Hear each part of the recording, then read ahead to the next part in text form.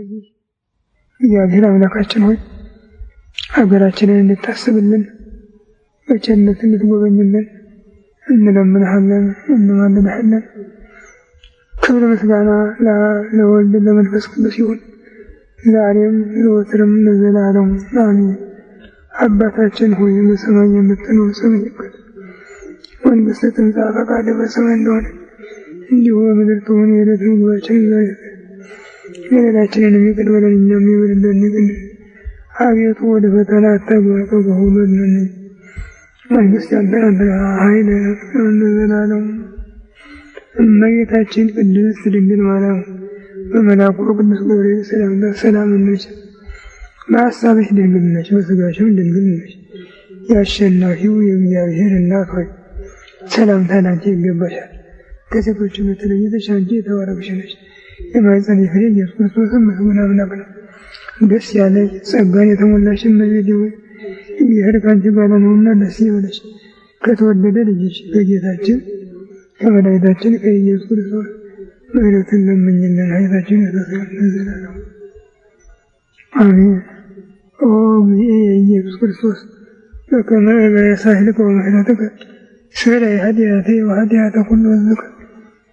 ጌታዬ ኢየሱስ ክርስቶስ ሆይ እንደ ይቅርታ እንደ ቸርነት ብዛት የኔንም የሕዝብህንም ኃጢአት አስተስርይ። በማወቅ ባለማወቅ፣ በማሰብ በመስራት በመናገር የተፈጸመውን ሁሉ እግዚአብሔር ይባርክልን።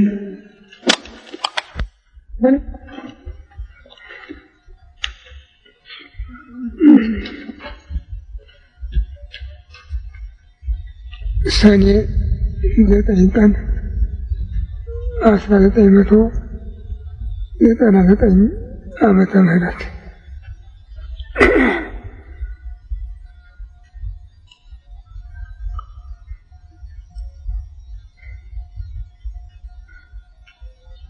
ይህ ቀን ታላቅ ቀን ነው።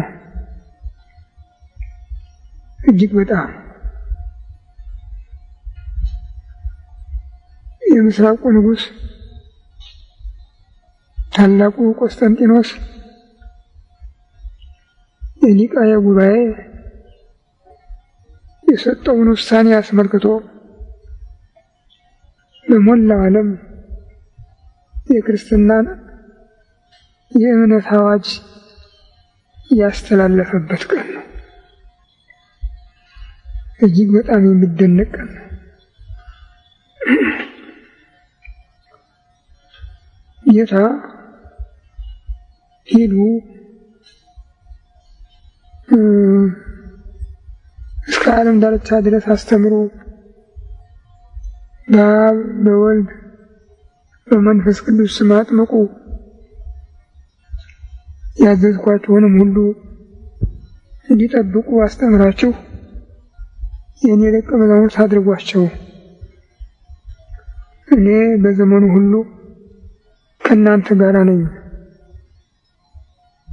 እስከ ዓለም ፍጻሜ። ይሄ በማቴዎስ መልእክት የተመዘገበ ነው። በማቴዎስ ወንጌል ሂዱ ለፍጥረት ሁሉ ወንጌልን ስበኩ፣ ያመነ የተጠመቀ ይድናል፣ ያላመነ ያልተጠመቀ ይፈረድበታል። በቅዱስ ማርቆስ ወንጌል የተሰጠ መልእክት ነው። ይህ መልእክት ከተነገረበት ከጌታ ከዕለተ ትንሣኤው ጀምሮ መልእክቱን የተቀበሉት ሐዋርያቱ በእግራቸው ተከፋፍለው ዓለምን በመዞር መልእክቱን አድርሰዋል። አቅማቸው የፈቀደውን ብቻ አይደለም፣ ከአቅማቸው በላይ የሆነውን ሁሉ መስዋዕትነት ከፍለዋል። እንደው እንደ ዛሬው መድረክ ላይ እየወጡ ሰባኪ ነኝ እያሉ እንደሚንጎራደዱት አይደለም። እንዲህ አይደለም። እሱም ሲልካቸው አስጠንቅቆ ነው የላካቸው። በሆነ ባልሆነው እንዳይፈሩ እንዳይደነብሩ፣ ጨካኞች ቁርጠኞች እንዲሆኑ እኔ ነው ያላቸው። እንደ በግ በተኩላ መካከል እልካችኋለሁ። እንደ እባብ ብልህ እንደ ርግብ የዋህ ሁኑ ነው ያላቸው። በተቻለ መጠን ሰውን ወደ እነሱ የሚያቀርቡበትን መንገድ ይፈልጋሉ። በተቻለ መጠን ደግሞ በድሎናል ብለው ያን ሰው ከመበቀል ይጠነቀቃሉ። በሁሉ ነገር ኃይል የሚሆናቸውን ስልጣን ሰጥቷቸዋል እና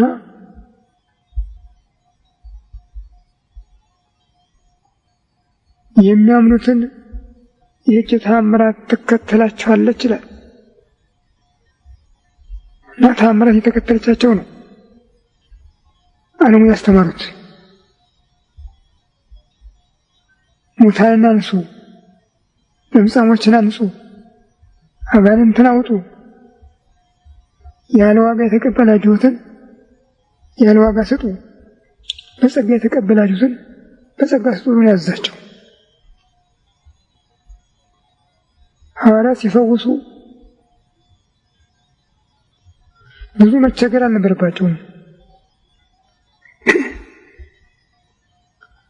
ለምሳሌ አንድ ቀን ጴጥሮስና ዮሐንስ ወደ ምኩራብ ለማስተማር ሲገቡ አንድ ድውይ እየተንኳተተ የሚለምን ድውይ ገንዘብ ይጠይቃቸው ነበር ስለ እግዚአብሔር እያለ። ምን አለው ጴጥሮስ መለስ ብሎ እኔ ገንዘብ የለኝም አለው።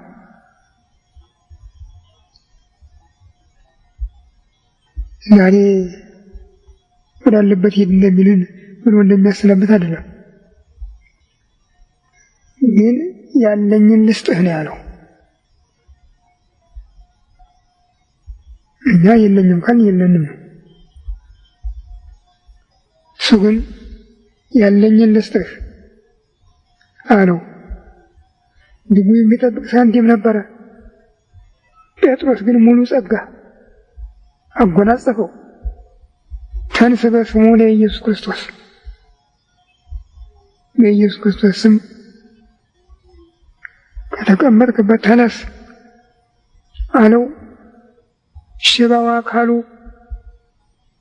ተተርትሮ ተዘርግቶ ደካማው አካሉ ጠንክሮ ስሩ በርትቶ ወዲያውኑ እነሱን ተከትሎ እየተራመደ ወደ ምኩራብ ገባ። ይህ አልጠየቀም፣ እረፍት ላድርግ አላለም። ተከትሏቸው የገባ ያዩት ሁሉ ተገረሙ። እንዴት ነው ይሄ እዚያ በር ተቀምጦ ምጽዋት ይለምን የነበረው አልነበረም አሉ። አዎን አላቸው። አዎን የአባቶቻችን የአብርሃም አምላክ እናንተ ንቃችሁ ሰቅላችሁ በገደላችሁት በልጁ በኢየሱስ ክርስቶስ ስም ይህንን ሕይወት ሰጠው አላቸው። አዎ እንደዚህ ነበረ። እነ ቅዱስ ጴጥሮስ እነ ቅዱስ ጳውሎስ በዚህ መንገድ ይሄዳሉ ተብሎ ዜናው ከተሰማ ድውያኑን ባልጋ አድርገው ደርድረው ግራና ቀኝ ያስተኛቸዋል። በዚያ ሲያልፉ ጥላቸው ያረፈበት ሁሉ ይነሳል፣ ይፈወሳል። አንዳንድ ጊዜም ልብሳቸውን እየቆረጡ መጠምጠሚያቸውን እየቆረጡ እየወሰዱ ከድውያን ላይ ያደርጉት ነበር እና መላው አካላቸው ብቻ ሳይሆን መላው የእነሱ የሆነ ሁሉ ስራ የሚሰራበት ኃይል አጎናጽፎ ነው የላካቸው። በዚህ ኃይል ነው ያን አስቸጋሪ ዓለም ማርከው በአንድ ጊዜ በእጃቸው አድርገውት የነበረው።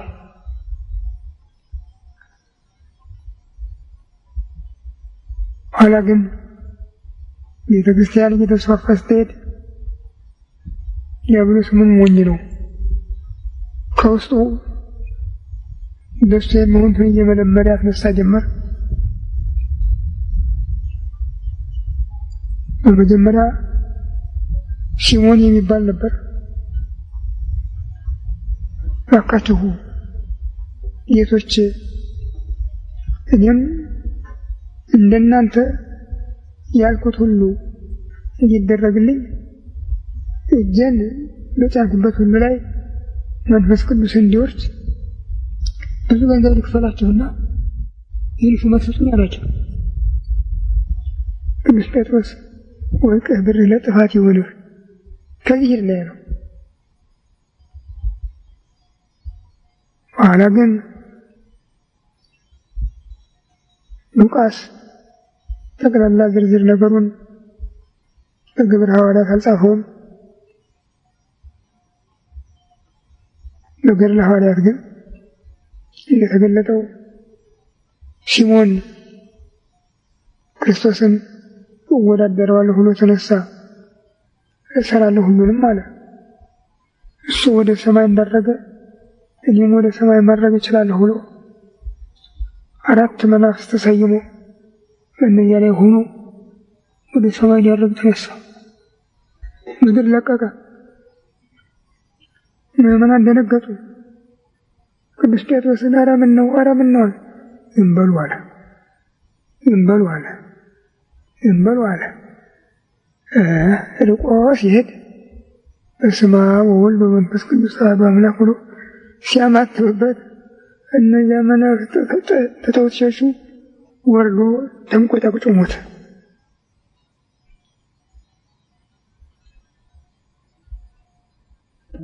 በቅዱስ ጳውሎስ ዘመንም በራሱስ የሚባል ነበረ። እንደዚሁ ራሱን ከፍ ከፍ የሚያደርግ አንተ የጽድቅ ጠላት አለው ሐዋርያው። ተመለስ ብንልህ አልመለስም አልክ አይደለም። በል እንግዲያው እስክትሞት ፀሐይን አታይም አለው። በዚያችው ቅጽበት ዕውር ሆነ። መሬት እንደዳበሰ እንዳሰሰ እንደተጨነቀ እንዳለቀሰ ሕይወቱ አለፈ። ሲቀጡን እንደዚህ ይቀጡ ነበረ። በዚህ ኃይል ነው የክርስትና ሃይማኖት ዓለምን የገዛ እንጂ ዓለም ለራሱ የሚሆነውን መርጦ ተከትሎ አያውቅም። ሁልጊዜ ቢሆን እግዚአብሔርን ሲያስቸግር የሚኖር ነው። እግዚአብሔር ለኖህ የሰጠውን ቃል ኪዳን እያሰበ በየጊዜው ይቅርታ ባያደርግለት ኖሮ እስካሁን የሰው ዘር ከምድር ገጽ ጨርሶ ይጠፋ ነበረ። እግዚአብሔር ግን አንዳንድ ጊዜ ሲታገሰው፣ አንዳንድ ጊዜም በጨት እያደረገ ሲያስደነግጠው እስካሁን ድረስ አለ። አሁን ግን እየባሰበት ይሄዳል።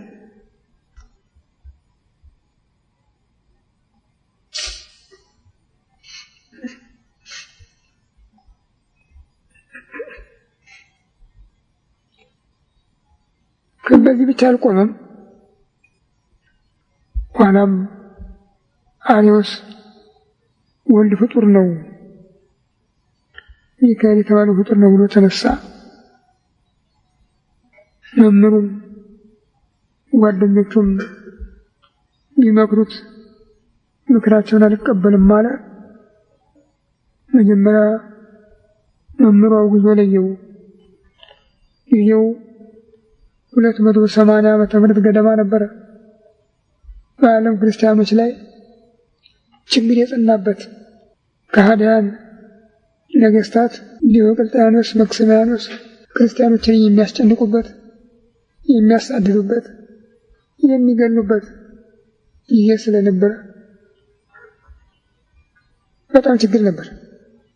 ይሁን እንጂ ሃይማኖት አልጠፋም፣ ታምራትም አልተቀነሰም እና በዚያ ጊዜ በግብፅ እስክንድርያ መንበር ተፍጻሜ ሰማዕተ ጴጥሮስ የሚባል ሊቀ ጳጳሳት ተሾሞ ነበረ። እሱ አርዮስ፣ አኪላስ፣ እለእስክንድሮስ የሚባሉ 3 ደቀ መዛሙርት ነበሩት። እንግዲህ ከ3ቱ አንዱ ይሄ ነው። እንደው ጠለብላባ ነገር ነው። ሁሉን ደርሼበታለሁ ባይ ነው። አውቄያለሁ ባይ ነው። ይህንን ተነስቶ ከተማ እየገባ ወደ እያነዛ አስቸገረ። ወንድሞቹ ተብሉት እንዲህ ስላላቸው ለመምህራቸው ነገሩት። መምህራቸው ጠርቶ ቢተገሰውም እኔ እንደው አይደለም መጽሐፍ ተመልክቼ ሁሉን ነገር አጥርቼ ነው ማስተምሬ እንደዝምሩ አይደለም ብሎ እምቢ አለ። አውግዞ ለየው። በመሃሉ ነገሩ እየተጠናከረ ሄዶ ዲዮቅልጥያኖስ እኔ በቀን ብዙ ክርስቲያኖችን ይገላለሁ፣ ነገር ግን እነሱ ይጨምራሉ እንጂ አይቀንሱ፣ ነገሩ ምንድን ነው ብሎ ጠየቀ። አንተ ብዙ ሺህ ገለህ ብትውል በዚያው እጥፉን አሳምኖ የሚውል የእስክንድርያ ሊቀ ጳጳሳት አለ አሉት። ታዲያ ምን አለ አጭር ነገር ነው፣ ሂዱና ግደሉት ብሎ አዘዘ። አርዮስ ይህን ሲሰማ ከግዝት ሳይፈታኝ ሞተ እንደሆነ ኋላ ተቀባይ አላገኝም ብሎ በማታለል ወንድሞቹን ይቅርታ እንዲያደርግልኝ ለመኑልኝ፣ እኔ ተመልሻለሁ ብሎ ላካቸው። ከመንግስት የተላኩ ወታደሮች ግን እስክንድርያ ገብተዋል። ምዕመናን ቀንም ሌትም እየተፈራረቁ እነዚያን ሰዎች ወደ እሱ ለማስገባት እየተጠባበቁ ነው። ሄደው ነገሩት። እሱም ከተመለሰ ምን ችግር ብሎ ሌሊቱን ሲጸልይ አደረ። ጠዋት አንገቱን ጉልበቱ ላይ አድርጎ አረፍ እንዳለ ጌታችን ኢየሱስ ክርስቶስ የተቀደደ ልብስ የለበሰ እና በስተፊቱ እጁን እንደዚህ የጋረደ መስሎ ታየው። ምነው አንተ ጌታ ኢየሱስ አይደለም አለው። ነኝ አለው። ታዲያ ልብስህን ማን ቀደዳት አለው። አርዮስ ልብሴን ቀደዳት፣ ከሕያው አባቴ ከመንፈስ ቅዱስ ከአንድነት ለይቶኛል። የማይመለስ ጊጉይ የማይፈወስ ድውይ ነውና ኢየሱስን አጽና እንጂ እንዳትፈታው ሊያታልልህ የተዘጋጀ አለው። ወዲያው ሲነቃ ወንድሞቹ ጓደኞቹ አኪላስ ለእስክንድሮስ ገቡ። እሱም ተጋፍቶ ተከትሏቸው ገባ። አባታቸው ግን ጊዜ አልሰጠም። አርዮስ ወጉዝ በሰማይ ወበምድር፣ አርዮስ በሰማይ በምድር ወጉዝ ነው። ከአጸደ ቤተክርስቲያን እንዳትደርስ፣ ከምዕመናን እንዳትቀላቀል፣ ስጋውን ደግሞ እንዳትቀበል ብሎ አወገዘው። እሱ ጆሮ ይህን ሲሰማ በቃ ጭንቅላቱ ዞረ፣ በር ወጥቶ ሄደ። ወንድሞቹ ደነገጡ። አይ እንዲህ አይደለም፣ ምክንያቱ እንዲህ ነው ብሎ ቅድም የዘረዘርኩላቸው ራእይ ከነገራቸው በኋላ እናንተም ተጠንቀቁ፣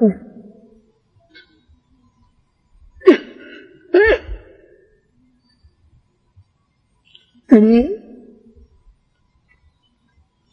በዚሁ ቅርብ ቀን ግዳጄን እፈጽማለሁ። አንተ አኪላስ ከኔ ቀጥለህ በእስክንድርያ መንበር ትሾማለህ።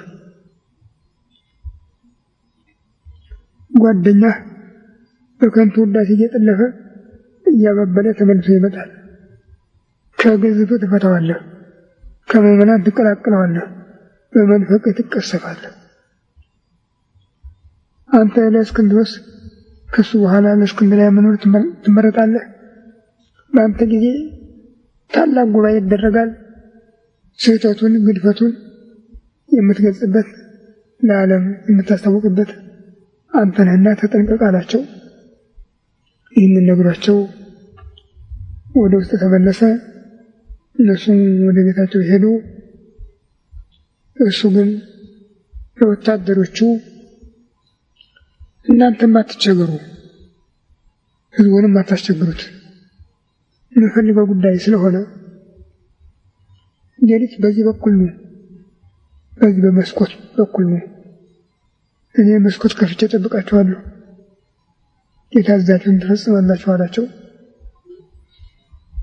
በሌሊት መስኮቱን ከፍቶ ጠበቃቸው። መጡ። አንገቱን አወጥቶ ሰጣቸው። አንገቱን ቆርጠው ሄዱ። ምዕመናን ጠዋት ሲመጡ ምንም ድሮ ጸሎቱን ሲጨርስ ያጨብጭብላቸዋል፣ ይገባሉ፣ ሲማሩ አርፍደው ይሄዳሉ። ያን ዕለት ግን የሚሰሙት ድምፅ የለም። በሩን የሚከፍትላቸው አላገኙም። በሩን ሰብረው ሲገቡ አካሉ አንድ ቦታ፣ አንገቱ አንድ ቦታ ወድቆ አገኙት። አካሉን ከወደቀበት አንስተው ወንበሩ ላይ አስቀምጠው አንገቱንም ከተጣለበት አንስተው ከአካሉ ጋር ሲያገናኙት ልክ እንዳልተቆረጠ ሆነ። ህዳር 29 ቀን። ከዚህ በኋላ እሱ የተናገረው አልቀረም። አኪላስ የተባለው ከሱ ቀጥሎ ተሾመ። አርዮስ መጣ እያባበለው፣ መማርማ እንዳይማሩን አለ፣ ፈሊጥ ያንሳል እንጂ ያለፉስ መምህራችን ትምህርት መቼ ይጎለው ነበር፣ ፈሊጥ ያንሰው ነበር። ዛሬ ገና ትምህርት ከግብረ ገብነት፣ ግብረ ገብነት ከፈሊጥ የተሟላለት ታላቅ ሊቅ ተሾመ እያለ እያመሰገኑ መጣ።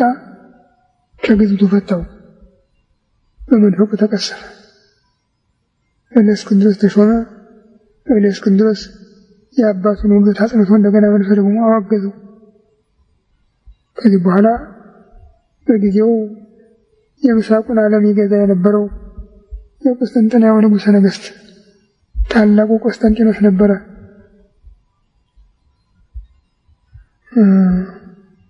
ቁስጥንጥንያ ትባል ነበር ያን ጊዜ። ዛሬ ግን ሌላ ነው ስሟ፣ ተለውጧል። በቱርክ እጅ ከገባች በኋላ ሄዶ መጽሐፍ ተመልክቼ ምስጢር ተረድቼ ባስተምር እለእስክንድሮስ ከአጸደ ቤተክርስቲያን እንዳትደርስ፣ ከምዕመናን እንዳትቀላቀል፣ ስጋውን ደሙን እንዳትቀበል ብለው አውግዞኛልና ቀርቦ ይጠየቅልኝ አለ። ተጠራ። ያን ጊዜ እስከ ኢትዮጵያ ወሰን ድረስ በጠቅላላ አውሮፓን የሚገዛው የቁስጥንጥንያው ንጉሠ ነገሥት ነበረ። እሱም ጉዳዩን ዘርዝሮ አስረዳ። እንግዲያው ጉባኤ በኒቅያ ይሁን ተብሎ ከዓለም ወደ 3000 በላይ የሆኑ ጳጳሳት ተሰበሰቡ። ግን ሁሉም የየራሱን ቋጥሮ ስለተገኘ በአንድ ድምፅ ወልድ ዋህድ ዘዕሩይ ምስለ አብ በመለኮቱ ከአብ ጋር እኩል ትክክል ነው፣ አንድ ነው ብለው የሚያምኑ 318 ብቻ ተገኙ። በእነዚህ ጉባኤው እንዲካሄድ ተወስኖ በዚያ ጉባኤ ላይ ተረቶ አርዮስ ተወግዞ ተለየ። የዚህ ውሳኔ መልእክት ነው በዛሬው ቀን ለዓለም የተላለፈ። እንግዲህ ከዚያ ጊዜ ጀምሮ ምንም እንኳን በዓለም አንድ ሃይማኖት፣ አንድ ጥምቀት፣ አንድ እግዚአብሔር የሚለው ቢኖርም ቤተክርስቲያን ውስጧን መንቀዟ አልቀረም።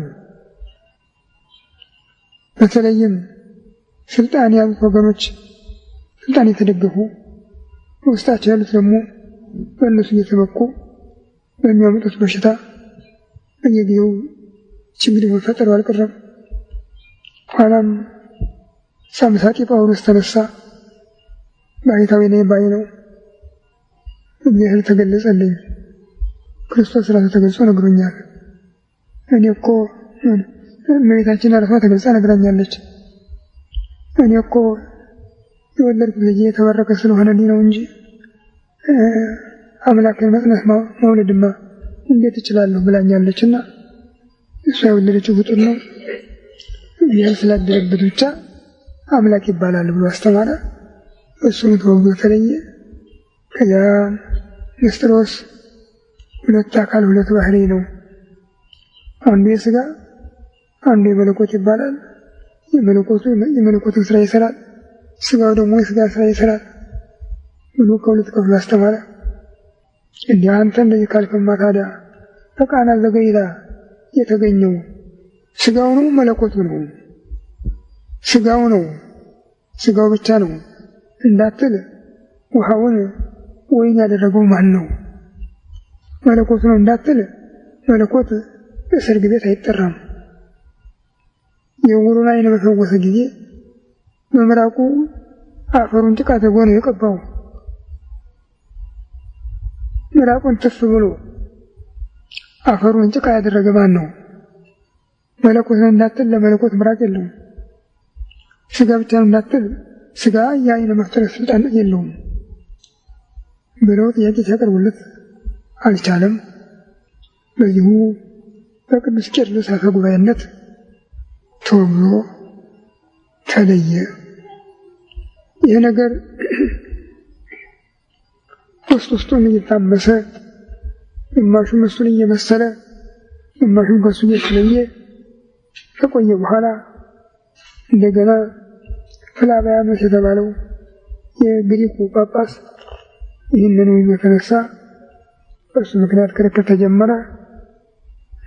ጉባኤ ስብስብ ተባለ። የምስራቁ ንጉሠ ነገሥት ቆስጠንጢኖስ በነበረበት ስፍራ ዛሬ መርቃን የተባለ የተተካው ሚስቱ ብርክልያ ትባላለች እና ብዙ ጳጳሳት ተጠሩ።